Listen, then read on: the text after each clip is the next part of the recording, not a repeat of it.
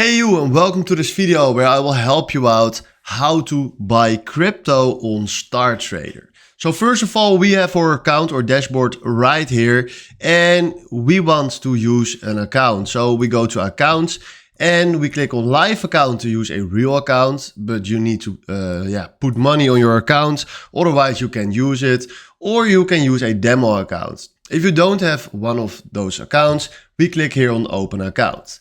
Then after that, we go to start trading. So right now we have here the trading chart and we want to trade in crypto. So we click here on this arrow, there we have crypto. And now if you click here on this chart, we can buy Bitcoin right here. You have many other cryptos, but let's say we want to buy Bitcoin. Then we click here on buy, fill in the amount right here. I want to use in euros, let's say 1000, or I can do it right here with the percentage key. Then from here we can select a take profit or stop loss, and then we click right here on buy. So this is how you can buy crypto.